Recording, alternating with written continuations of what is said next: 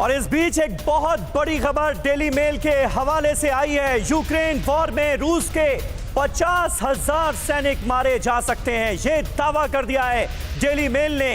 तमाम अहम खुफिया जानकारियों के आधार पर खुद रूस के लीक हुए दस्तावेज इस बात की कर रहे हैं तस्दीक। यह सनसनीखेज खुलासा डेली मेल की तरफ से किया गया है कि आने वाले वक्त में जंग अगर इसी तरह से जारी रहती है तो 50,000 सैनिक जान गंवा सकते हैं रूस के।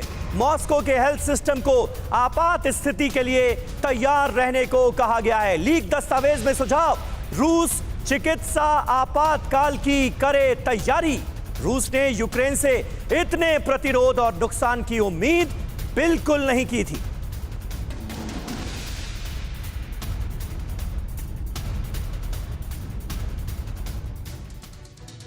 देखिए, ये अपने आप में एक चौंका देने वाली जानकारी, चौंका देने वाली इंफॉर्मेशन हमारे सामने। आइए देखते हैं कि डेली मेल की रिपोर्ट में ये जो लीक दस्तावेज के आधार पर कहा गया है इसमें कितना दम है, और इससे जुड़ी तमाम इंफॉर्मेशन हम आपके सामने रखते हैं। 50,000 सैनिक खो देगा क्या रूस? ये है बड़ा सवाल।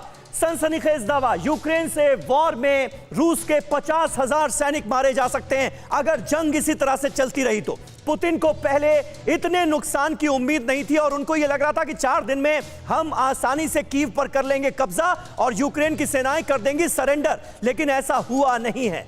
रूस में मेडिकल इमरजेंसी के लिए तैयारी की जा रही है ताकि किसी भी तरह के आपातकाल से निपटा जा सके और भारी संख्या में घायल सैनिकों का इलाज करवाया जा सके। मेडिकल सेवा से जुड़ी कंपनियों को यही वजह है कि स्पेशलिस्ट की लिस्ट बनाने के लिए कहा गया है ताकि तुरंत आपातकालीन स्थिति में उन्हें फौरन कॉल किया जा सके।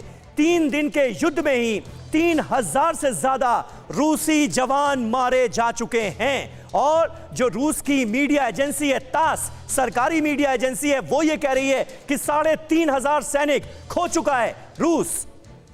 युद्ध जारी रहता है तो पुतिन केमिकल हथियारों का भी इस्तेमाल कर सकते हैं, जिस बात की तरफ हमारे खास मेहमान अभी इशारा कर रहे थे कि आने वाले वक्त में यह लड़ाई और भीषण हो सकती है। तो कैसे कैसे रूप इस जंग के सामने आ सकते हैं आने वाले वक्त में, यह सोचकर भी दिल दहल जाता है। यूक्रेन के अस्पतालों पर भी रूस हमले कर सकता है, अस्पतालों को भी टारगेट किया जा सकता है, यह भी जानकारी सामने आ रही है। जी द्विवेदी साहब हमारे साथ मौजूद हैं। द्विवेदी साहब, क्या रूस ने कभी सपने में भी यह सोचा होगा कि अगर यूक्रेन पर वो हमला करता है तो हालात आने वाले वक्त में ऐसे भी पैदा हो सकते हैं कि 50,000 सैनिकों को उसे खोना पड़े?